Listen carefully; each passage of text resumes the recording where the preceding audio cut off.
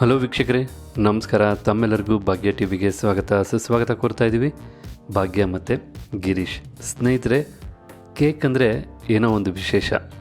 Cake ನೋಡ್ತಾ ಇದ್ದರೆ ಏನೋ ಒಂದು ಸಂಭ್ರಮ. ಏಕೆಂದರೆ ನಮ್ಮ ಜೀವನದಲ್ಲಿ ನಡೀತಕ್ಕಂಥ ಪ್ರತಿಯೊಂದು ಸಂಭ್ರಮದಲ್ಲೂ ಕೇಕ್ ಅಂತಕ್ಕಂಥದ್ದು ಬಹಳ ಪ್ರಮುಖವಾದ ಪಾತ್ರ ವಹಿಸುತ್ತೆ. ನೀವೇನಾದ್ರು ಕೇಕ್ನ ಕಟ್ ಮಾಡ್ತಾ ಇದ್ದೀರ ಅಂದರೆ ಖಂಡಿತ ಅಲ್ಲಿ ಒಂದು ಸಂತೋಷ ಮನೆ ಮಾಡಿರುತ್ತೆ.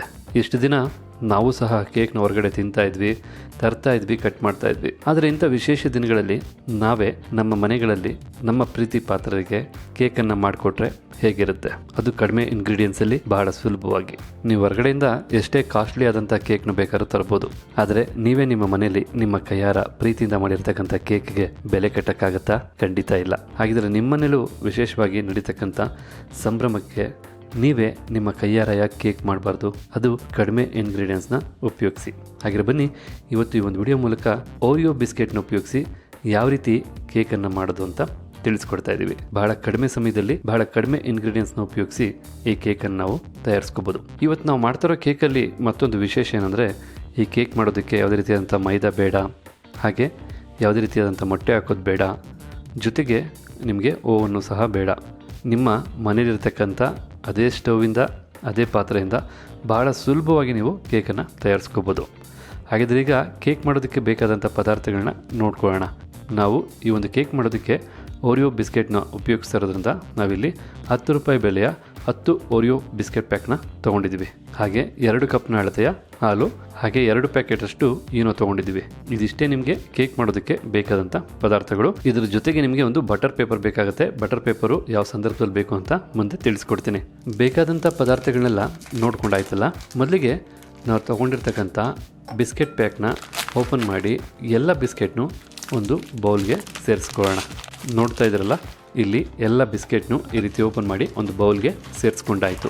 ನಂತರ ಈ ಬಿಸ್ಕೆಟ್ಗಳನ್ನ ಓಪನ್ ಮಾಡಿ ಬಿಸ್ಕೆಟ್ ಮಧ್ಯೆ ಇರ್ತಕ್ಕಂಥ ಕ್ರೀಮನ್ನು ಹಾಗೆ ಬಿಸ್ಕೆಟ್ನ ನಾವು ಬೇರೆ ಬೇರೆ ಮಾಡ್ಕೋಬೇಕಾಗತ್ತೆ. ಈಗ ಅದಕ್ಕೋಸ್ಕರ ಈ ರೀತಿಯಾಗಿ ಬಿಸ್ಕೆಟ್ ಮಧ್ಯೆ ಇರ್ತಕ್ಕಂಥ ಕ್ರೀಮನ್ನು ತೆಗೆದು ಮತ್ತೊಂದು ಬೌಲ್ಗೆ ನಾವು ಸೇರಿಸ್ಕೊಳ್ತಾ ಇದ್ದೀವಿ.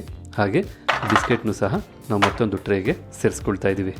ಈಗ ಇಲ್ಲಿ ನೋಡ್ತಾ ಇದ್ದೀರಲ್ಲ, ನಾವು ಬಿಸ್ಕೆಟಲ್ಲಿರತಕ್ಕಂಥ ಕ್ರೀಮ್ನ ಬೇರೆ ಮಾಡ್ಕೊಂಡಿದ್ದೀವಿ, ಹಾಗೆ ಬಿಸ್ಕೆಟ್ಗಳ್ನು ಬೇರೆ ಮಾಡ್ಕೊಂಡಿದ್ದೀವಿ. ಇದಾದ ನಂತರ ನಾವೊಂದು ಮಿಕ್ಸಿ ಜಾರ್ನ ತೊಗೊಳ್ಳೋಣ. ಮಿಕ್ಸಿ ಜಾರ್ಗೆ ಬಿಸ್ಕೆಟ್ಗಳನ್ನ ಈ ರೀತಿ ಪುಡಿ ಮಾಡಿ, ಅಂದರೆ ಬಿಸ್ಕೆಟ್ನ ಮುರಿದು ಸೇರಿಸ್ಬೇಕಾಗತ್ತೆ. ನಾವು ತೊಗೊಂಡಿರ್ತಕ್ಕಂಥ ಬಿಸ್ಕೆಟು ಹೆಚ್ಚಿನ ಕ್ವಾಂಟಿಟಿ ಇರೋದ್ರಿಂದ ಒಮ್ಮೆಗೆ ಮಿಕ್ಸಿ ಜಾರ್ಗೆ ಸೇರಿಸೋದಕ್ಕಾಗಲ್ಲ. ಅದಕ್ಕೋಸ್ಕರ ನಾವು 2 ಬಾರಿ ಮಿಕ್ಸಿ ಜಾರ್ಗೆ ಸೇರಿಸ್ಕೊಂಡು ನುಣ್ಣಿಗೆ ಪೇಸ್ಟ್ ಮಾಡ್ಕೊಳ್ತೀವಿ. ಈ ರೀತಿ ಬಿಸ್ಕೆಟ್ ಸೇರಿಸಾದ ನಂತರ ನಾವು ತೊಗೊಂಡಂಥ 2 ಕಪ್ನ ಅಳತೆಯ ಹಾಲಲ್ಲಿ 1 ಕಪ್ನ ಅಳತೆಯ ಹಾಲನ್ನು ನಾವು ಈ ಮಿಕ್ಸಿ ಜಾರ್ಗೆ ಸೇರಿಸ್ಕೊಳ್ತಾ ಇದ್ದೀವಿ. ಈಗ ಈ ರೀತಿ ಮಿಕ್ಸಿ ಜಾರ್ಗೆ ಹಾಲನ್ನು ಸೇರಿಸಿ ಹಾಲು ಮತ್ತು ಬಿಸ್ಕೆಟು ಚೆನ್ನಾಗಿ ಬೆರೆತು ನುಣ್ಣಗಾಗೋ ಹಾಗೆ ನಾವು ಸ್ವಲ್ಪ ರುಬ್ಕೋಬೇಕಾಗತ್ತೆ. ಅದೇ ರೀತಿಯಾಗಿ 2ನೇ ಬಾರಿ ರುಬ್ಬಿದಂಥ ಹಾಲು ಮತ್ತು ಬಿಸ್ಕೆಟ್ ಪೇಸ್ಟ್ನು ಸಹ ಬೌಲ್ಗೆ ಸೇರಿಸ್ಕೊಳ್ತಾ ಇದ್ದೀವಿ. ಕಂಪ್ಲೀಟ್ ಪೇಸ್ಟನ್ನು ನೀವು ಈ ರೀತಿ ಬೌಲ್ಗೆ ಸೇರಿಸಾದ ನಂತರ ಈಗ ನಾವು 2 ಈನೋ ಪ್ಯಾಕೆಟ್ನ ಬೌಲ್ಗೆ ಸೇರಿಸ್ಕೊಳ್ತಾ ಇದ್ದೀವಿ. ಈ ರೀತಿ ಈನೋನು ಸಹ ಸೇರಿಸಾದ ನಂತರ ನಾವು ಚೆನ್ನಾಗಿ ಈ ಒಂದು ಪೇಸ್ಟ್ ಜೊತೆ ಈನೋ ಕಂಪ್ಲೀಟಾಗಿ ಬೆರೆಯೋ ಹಾಗೆ ನೀಟಾಗಿ ಕಲಿಸ್ಕೋಬೇಕಾಗತ್ತೆ. ಈಗ ಇಲ್ಲಿ ನೋಡ್ತಾ ಇದ್ರಲ್ಲ, ಈನೋ ಬೆರೆತಾದ್ಮೇಲೆ ಎಷ್ಟು ಚೆನ್ನಾಗಿ ಕೇಕ್ ಮಾಡೋದಕ್ಕೆ ಬೇಕಾದಂಥ ಬ್ಯಾಟರ್ ಇಲ್ಲಿ ರೆಡಿ ಆಗ್ತಾಯಿದೆ ಅಂಥೇಳಿ. ಈಗ ಇಲ್ಲಿ ನೋಡ್ತಾ ಇದ್ರಲ್ಲ, ಈನೋನು ಸಹ ಬೆರೆಸಾದ ನಂತರ ಬ್ಯಾಟರ್ ಎಷ್ಟು ಸ್ಮೂತಾಗಿದೆ ಮತ್ತು ಕೇಕ್ ಮಾಡೋದಕ್ಕೆ ಬೇಕಾದಂಥ ಹದನೂ ನಮಗಿಲ್ಲಿ ದೊರೆತಾಗಿದೆ. ಈ ರೀತಿ ಬ್ಯಾಟರ್ನ ಮಿಕ್ಸ್ ಮಾಡಿದ ನಂತರ ನಾವೀಗ ಸ್ಟವ್ ಮೇಲೊಂದು ಪಾತ್ರೆನ ಇಟ್ಕೊಂಡು ಆ ಪಾತ್ರೆನ ಸ್ವಲ್ಪ ಬಿಸಿ ಮಾಡ್ಕೊಳ್ತೀವಿ, ಅಂದರೆ ಪ್ರೀ ಹೀಟ್ ಮಾಡ್ಕೋಬೇಕಾಗತ್ತೆ. ಒಂದು 5 ನಿಮಿಷ ಮೀಡಿಯಮ್ ಫ್ಲೇಮಲ್ಲಿ ನೀವು ಪ್ರೀ ಹೀಟ್ ಮಾಡ್ಕೋಬೇಕಾಗತ್ತೆ. ಈ ಸಂದರ್ಭದಲ್ಲಿ ಒಂದು ಪಾತ್ರೆ ಸ್ಟ್ಯಾಂಡನ್ನು ಪಾತ್ರೆಗೆ ಸೇರಿಸಿ ಜೊತೆಗೆ ಮೇಲೆ ಲಿಡ್ಡನ್ನು ಸಹ ಮುಚ್ಚಿ ನಾವು ಪ್ರೀ ಹೀಟ್ ಮಾಡ್ಕೊಳ್ತೀವಿ. ಇದು 5 ನಿಮಿಷ ಪ್ರೀ ಹೀಟ್ ಆಗ್ತಕ್ಕಂಥ ಸಂದರ್ಭದಲ್ಲಿ ನಾವು ಈ ರೀತಿಯಾದಂಥ ಒಂದು ಕೇಕ್ ಮೌಲ್ಡ್ನ ತೊಗೊಂಡಿದ್ದೀವಿ. ಒಂದು ರೀತಿ ಕೇಕ್ ರೆಡಿ ಮಾಡೋದಕ್ಕೆ ಇರತಕ್ಕಂಥ ಹಚ್ಚು ಅಂತಲೇ ಹೇಳ್ಬೋದು. ಈ ಮೌಲ್ಡ್ಗೀಗ ಎಣ್ಣೆನ ಹಚ್ಚಿ ನಾವು ಬಟರ್ ಪೇಪರ್ನ ಸೇರಿಸ್ಕೋಬೇಕಾಗತ್ತೆ. ನಾವು ಬಟರ್ ಪೇಪರ್ಗೆ 2 ಕಡೆ ಎಣ್ಣೆನ ಲೇಪನ ಮಾಡ್ಕೋಬೇಕಾಗತ್ತೆ. ಈ ರೀತಿಯಾಗಿ ಬಟರ್ ಪೇಪರ್ಗೆ 2 ಕಡೆ ಎಣ್ಣೆನ ಸವರಿ ನಾವು ಕೇಕನ್ನು ಬೇಯಿಸ್ಕೊಳ್ಳೋದ್ರಿಂದ ಯಾವುದೇ ಕಾರಣಕ್ಕೂ ಕೇಕು ಈ ಮೌಲ್ಡ್ಗೆ ಅಂಟ್ಕೊಳ್ಳೋದಿಲ್ಲ ಮತ್ತು ಕೇಕ್ ನಮಗೆ ಬೆಂದ ನಂತರ ಹೊರತೆಗೆಯೋದಕ್ಕೂ ಬಹಳ ಸಹಾಯ ಆಗುತ್ತೆ.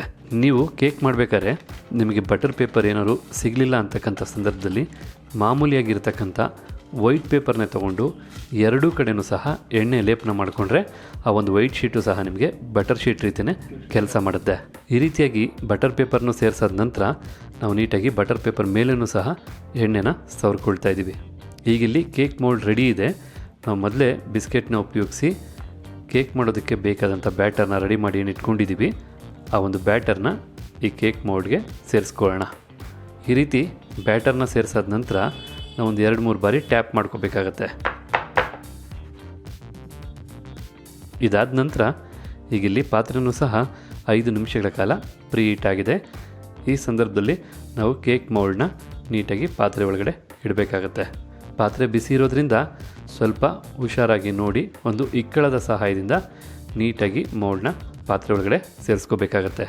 ನಂತರ ನಾವು ಪಾತ್ರೆ ಮೇಲೆ ಒಂದು ತಟ್ಟೆ ಅಥವಾ ಈ ರೀತಿಯಾದಂಥ ಲಿಡ್ಡನ್ನು ಮುಚ್ಚಿ ಒಂದು 35ರಿಂದ 40 ನಿಮಿಷಗಳ ಕಾಲ ಮೀಡಿಯಂ ಫ್ಲೇಮಲ್ಲೇ ಕೇಕನ್ನು ಬೇಯಿಸ್ಕೋಬೇಕಾಗತ್ತೆ.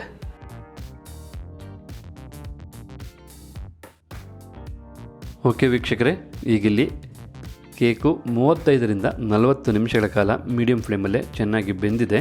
ಈಗ ನಾವು ಲಿಡ್ಡನ್ನು ಓಪನ್ ಮಾಡಿ ನಂತರ ಒಂದು ಚಾಕು ಅಥವಾ ಒಂದು ಈ ರೀತಿಯಾದಂಥ ಕಡ್ಡಿ ಸಹಾಯದಿಂದ ಕೇಕನ್ನು ಒಮ್ಮೆ ಚುಚ್ಚಿ ನೋಡಬೇಕಾಗತ್ತೆ. ಈ ರೀತಿ ಕಡ್ಡಿ ಚುಚ್ಚಿ ಮೇಲೆ ತೆಗೆದಾಗ ನಿಮ್ಗೆ ಗೊತ್ತಾಗುತ್ತೆ ಕೇಕು ಕರೆಕ್ಟಾಗಿ ಬೆಂದಿದೆಯಾ ಇಲ್ವಾ ಅಂತ. ಕಡ್ಡಿಗೆ ಯಾವುದೇ ರೀತಿಯಾದಂಥ ಕೇಕ್ ಬ್ಯಾಟರ್ ಅಂಟಿಲ್ಲ ಅಂದರೆ ನಿಮ್ಮ ಕೇಕ್ ಬೆಂದಿದೆ ಅಂತ. ಈ ರೀತಿ ಏನಾದ್ರು ಬ್ಯಾಟರ್ ಅಂಟಿದರೆ ಇನ್ನೊಂದು 5ರಿಂದ 10 ನಿಮಿಷ ನಾವು ಕೇಕ್ನ ಬೇಕ್ ಮಾಡ್ಕೋಬೇಕು ಅಂತ. ನಾವಿಲ್ಲಿ ಇನ್ನೂ ಒಂದು 5 ನಿಮಿಷಗಳ ಕಾಲ ಬೇಕ್ ಮಾಡ್ಕೊಳ್ತಾ ಇದ್ದೀವಿ. ಈಗ ಮತ್ತೆ ನಾವು 5 ನಿಮಿಷಗಳ ಕಾಲ ಕೇಕನ್ನು ಮೀಡಿಯಂ ಫ್ಲೇಮಲ್ಲೇ ಬೇಕ್ ಮಾಡ್ಕೊಂಡಾಯಿತು. ನಾವು ಕೇಕಿಗೆ ಚುಚ್ಚಿದಂತಹ ಕಡ್ಡಿಗೆ ಯಾವುದೊಂದು ಬ್ಯಾಟರು ಅಂಟಿಲ್ಲ ಅಂದರೆ ಕ್ಲೀನಾಗಿ ಕೇಕ್ ಇಲ್ಲಿ ರೆಡಿಯಾಗಿದೆ ಅಂತ ಅರ್ಥ. ಈಗ ನಾವು ಫ್ಲೇಮ್ನ ಆಫ್ ಮಾಡ್ಕೊಳ್ತಾ ಇದ್ದೀವಿ. ಈ ರೀತಿ ಫ್ಲೇಮ್ನ ಆಫ್ ಮಾಡಿದ ನಂತರ ನಾವು ಈ ಪಾತ್ರೆಯಿಂದ ಕೇಕ್ ಮೋಲ್ಡ್ನ ನೀಟಾಗಿ ಹೊರಗಡೆ ತೆಗೆದುಬಿಡೋಣ. ಹೊರಗಡೆ ತೆಗೆದಾದ ನಂತರ ಕ್ಲೀನಾಗಿ ಕಂಪ್ಲೀಟಾಗಿ ತಣ್ಣಗಾಗೋಕ್ಕೆ ಬಿಡಬೇಕಾಗತ್ತೆ. ಈಗ ಇಲ್ಲಿ ನೋಡ್ತಾ ಇದ್ರಲ್ಲ, ಬೆಂದು ಬಿಸಿ ಇದ್ದಂಥ ಕೇಕು ಈಗ ಕಂಪ್ಲೀಟಾಗಿ ತಣ್ಣಗಾಗಿದೆ. ಈಗ ಕೇಕನ್ನು ಈ ಒಂದು ಮೋಲ್ಡಿಂದ ಬೇರ್ಪಡಿಸ್ಕೊಳ್ಳೋಣ. ನಂತರ ಈ ಕೇಕ್ ಸುತ್ತ ಇರ್ತಕ್ಕಂಥ ಬಟರ್ ಪೇಪರ್ನ ನೀಟಾಗಿ ತೆಗಿಬೇಕಾಗತ್ತೆ ಹುಷಾರಾಗಿ. ಹಾಗೆ ಕೇಕ್ನ ಹಿಂಭಾಗದಲ್ಲಿರ್ತಕ್ಕಂಥ ಬಟರ್ ಪೇಪರ್ನು ತೆಗಿಬೇಕಾಗತ್ತೆ. ಈಗ ಬಟರ್ ಪೇಪರ್ನ ತೆಗೆದಾದ ನಂತರ ನೀವಿಲ್ಲಿ ನೋಡ್ತಾ ಇದ್ರಲ್ಲ, ಕೇಕು ಸಂಪೂರ್ಣವಾಗಿ ಎಷ್ಟು ಚೆನ್ನಾಗಿ ಬೆಂದಿದೆ ಮತ್ತು ಎಷ್ಟು ಚೆನ್ನಾಗಿ ಬಂದಿದೆ ಅಂತ. ಆದರೆ ಇದನ್ನೊಂದು ರೀತಿ ನಾವು ಕೇಕ್ ಅನ್ನೋದಕ್ಕಿಂತ ಕೇಕ್ ಬೇಸ್ ಅಂತಲೇ ಹೇಳ್ಬೋದು. ಯಾಕಂದರೆ ಈ ಕೇಕು ಸಂಪೂರ್ಣ ಆಗಬೇಕಂತಂದರೆ ಮೊದಲಿಗೆ ನಾವು ಈ ಕೇಕ್ ಮೇಲಿರ್ತಕ್ಕಂಥ ಮೇಲ್ಭಾಗನ ಸ್ವಲ್ಪ ತೆಗೆದಾಕೋಣ.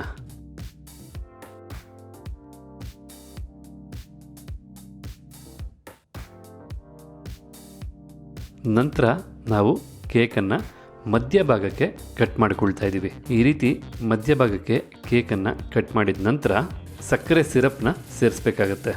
ಅದಕ್ಕೋಸ್ಕರ ಒಂದು 6 ಟೇಬಲ್ ಸ್ಪೂನಷ್ಟು ಸಕ್ಕರೆ, 4 ಟೇಬಲ್ ಸ್ಪೂನಷ್ಟು ನೀರನ್ನು ಸೇರಿಸಿ ಚೆನ್ನಾಗಿ ಬಿಸಿ ಮಾಡಿ ಸ್ವಲ್ಪ ಗಟ್ಟಿಯಾಗಿ ಸಕ್ಕರೆ ಸಿರಪ್ನಲ್ಲಿ ಮಾಡ್ಕೊಂಡಿದ್ದೀವಿ. ಈಗ ರೆಡಿಯಾದಂಥ ಈ ಸಕ್ಕರೆ ಸಿರಪ್ನ ಕೇಕ್ನ ಮಧ್ಯಭಾಗಕ್ಕೆ ಸೇರಿಸ್ಕೊಳ್ಳೋಣ. ಈ ರೀತಿಯಾಗಿ ಸಕ್ಕರೆ ಸಿರಪ್ನು ರೆಡಿ ಮಾಡಿ ಸೇರಿಸಾದ ನಂತರ ನಾವು ಬಿಸ್ಕೆಟ್ಟಿಂದ ಮೊದಲೇ ತೆಗೆದಂಥ ಕ್ರೀಮನ್ನು ಒಂದು ಮಿಕ್ಸಿ ಜಾರ್ಗೆ ಸೇರಿಸ್ಕೊಳ್ತಾ ಇದ್ದೀವಿ. ನಂತರ 2 ಟೇಬಲ್ ಸ್ಪೂನ್ ಅಳತೆಯ ಹಾಲನ್ನು ಸಹ ಸೇರಿಸಿ ಈಗ ಈ ಕ್ರೀಮನ್ನು ಸ್ವಲ್ಪ ನುಣ್ಣಿಗೆ ರುಬ್ಕೋಬೇಕಾಗತ್ತೆ. ಈಗ ಇಲ್ಲಿ ನೋಡ್ತಾ ಇದ್ರಲ್ಲ, ಸ್ವಲ್ಪ ನುಣ್ಣಿಗೆ ರುಬ್ಬಾದ ನಂತರ ಎಷ್ಟು ಚೆನ್ನಾಗಿಲ್ಲಿ ಕ್ರೀಮು ರೆಡಿಯಾಗಿದೆ ಅಂಥೇಳಿ. ಈಗ ಈ ಕ್ರೀಮ್ನೆಲ್ಲ ಸಕ್ಕರೆ ಸಿರಪ್ ಹಾಕಿದ್ವಲ್ಲ ಆ ಕೇಕ್ನ ಮಧ್ಯಭಾಗಕ್ಕೆ ನೀಟಾಗಿ ಲೇಪನ ಮಾಡ್ಕೊಳ್ಳೋಣ.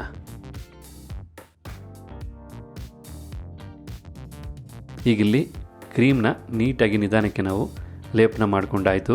ನಂತರ ನಾವು ಮೇಲ್ಭಾಗದ ಉಳಿದರ್ಧ ಕೇಕನ್ನು ಸಹ ಸೇರಿಸ್ತಾ ಇದ್ದೀವಿ. ಈ ರೀತಿಯಾಗಿ ಕೇಕನ್ನು ರೆಡಿ ಮಾಡಿದ ನಂತರ ಕೇಕ್ನ ಮೇಲ್ಭಾಗಕ್ಕೆ ಬೇಕಾದಂತಹ ಚಾಕ್ಲೇಟ್ ಸಿರಪ್ನ ರೆಡಿ ಮಾಡ್ಕೋಬೇಕಾಗತ್ತೆ. ನಿಮಗೆ ಬೇಕಿದ್ರೆ ಚಾಕ್ಲೇಟ್ ಸಿರಪ್ಪು ರೆಡಿಮೇಡ್ ಸಿಗುತ್ತೆ. ಆದರೂ ನೀವು ಮನೇಲೇ ಚಾಕ್ಲೇಟ್ ಸಿರಪ್ ಮಾಡ್ಕೋಬೇಕಂದ್ರೆ ಈಗಿಲ್ಲಿ ಕೇಕ್ ಮೇಲೆ ಸೇರಿಸ್ತಕ್ಕಂಥ ಚಾಕ್ಲೇಟ್ ಸಿರಪ್ನ ರೆಡಿ ಮಾಡೋದಕ್ಕೋಸ್ಕರ ಒಂದು ಪಾತ್ರೆಗೆ 1/4 ಕಪ್ನ ಅಳತೆಯ ಸಕ್ಕರೆಯನ್ನು ಸೇರಿಸ್ಕೊಳ್ತಾ ಇದ್ದೀವಿ. ಹಾಗೆ ಕೋಕೋ ಪೌಡರ್ 2 ಟೇಬಲ್ ಸ್ಪೂನಷ್ಟು, ಒಂದು ಅರ್ಧ ಕಪ್ನಷ್ಟು ನೀರನ್ನು ಸೇರಿಸಿ ಚೆನ್ನಾಗಿ ಬೆರೆಸ್ಕೋಬೇಕಾಗತ್ತೆ. ಬಿಸಿಯಾದ ಸ್ವಲ್ಪ ಸಮಯದ ನಂತರ ನಾವು ನೀಟಾಗಿ ಎಡೆ ಬಿಡದೆ ತಿರುಗಿಸ್ತಾನೆ ಇರಬೇಕಾಗತ್ತೆ. ನಮಗೆ ಚಾಕ್ಲೇಟ್ ಸಿರಪ್ಪು ಎಷ್ಟು ಗಟ್ಟಿ ಬೇಕೋ ಅಷ್ಟು ಗಟ್ಟಿ ಆಗೋವರೆಗೂ. ಈಗ ಇಲ್ಲಿ ನೋಡ್ತಾ ಇರಲ್ಲ, ಚಾಕ್ಲೇಟ್ ಸಿರಪ್ಪು ಸಹ ರೆಡಿಯಾಗಿದೆ. ಈ ಒಂದು ಹದದವರೆಗೂ ನೀವು ಚಾಕ್ಲೇಟ್ ಸಿರಪ್ನ ರೆಡಿ ಮಾಡಿಕೊಂಡ್ರೆ ಸಾಕಾಗತ್ತೆ. ಈಗ ರೆಡಿಯಾಗಿರ್ತಕ್ಕಂಥ ಚಾಕ್ಲೇಟ್ ಸಿರಪ್ನ ಕೇಕ್ನ ಮೇಲ್ಭಾಗಕ್ಕೆ ಸೇರಿಸ್ಕೊಳ್ಳೋಣ. ಈ ರೀತಿಯಾಗಿ ಚಾಕ್ಲೇಟ್ ಸಿರಪ್ನ ಸೇರಿಸಾದ ನಂತರ ಈ ಒಂದು ಕೇಕಿಗೆ ಬೇಕಾದಂಥ ಮೆರುಗು ಖಂಡಿತ ಇಲ್ಲಿ ದೊರೆತಿದೆ. ಅಂದರೆ ಕೇಕ್ ನೋಡೋದಕ್ಕೆ ಬಹಳ ಚೆನ್ನಾಗಿದೆ, ಬಹಳ ಜ್ಯೂಸಿಯಾಗಿದೆ, ಬಹಳ ಸ್ಪಾಂಜಿಯಾಗಿದೆ. ತಿನ್ನೋದಕ್ಕಂತೂ ಬಹಳ ಅಂದರೆ ಬಹಳ ಸೂಪರಾಗಿರುತ್ತೆ. ಈಗಿಲ್ಲಿ ಒಂದೇ ಒಂದು ಓರಿಯೋ ಬಿಸ್ಕೆಟ್ನ ನಾವು ಮಧ್ಯ ಅಲಂಕಾರಕ್ಕೋಸ್ಕರ ಇಡ್ತಾ ಇದ್ದೀವಿ. ನೀವು ಬೇಕಿದ್ರೆ ಮೇಲೆ ಚಾಕ್ಲೇಟ್ ಸಿರಪ್ನು ಸೇರಿಸ್ಬೋದು ಅಥವಾ ಫ್ರೂಟ್ ಜಾಮನ್ನು ಸೇರಿಸ್ಬೋದು. ಏನು ಬೇಕಾದ್ರೂ ನಿಮ್ಮ ಇಚ್ಛಾನುಸಾರ ಸೇರಿಸಿ ನಿಮಗೆ ಬೇಕಾದಾಗೆ ಕೇಕನ್ನು ಟೇಸ್ಟ್ ಹಾಗೆ ಡಿಸೈನ್ ಎರಡನ್ನೂ ಮಾಡ್ಕೋಬೋದು. ಈಗ ಇಲ್ಲಿ ನೋಡ್ತಾ ಇದ್ರಲ್ಲ, ಕೇಕು ಕಂಪ್ಲೀಟಾಗಿ ಎಷ್ಟು ಸೊಗಸಾಗಿ ರೆಡಿಯಾಗಿದೆ ಅಂತ. ಹಾಗೆ ಬನ್ನಿ, ಕೇಕ್ ಮಾಡಾದ್ಮೇಲೆ ಕೇಕ್ ಕಟ್ ಮಾಡಿಲ್ಲ ಅಂದರೆ ಏನು ಮಜಾ ಇರುತ್ತೆ. ನಿಮ್ಮ ಜೊತೆ ನಾವು ಸೇರಿ ಈ ಕೇಕ್ನ ನಿಮ್ಮೆಲ್ಲರಿಗೋಸ್ಕರ, ನಿಮ್ಮೆಲ್ಲರ ಸಂತೋಷಕ್ಕೋಸ್ಕರ ಕಟ್ ಮಾಡ್ತಾಯಿದ್ದೀವಿ.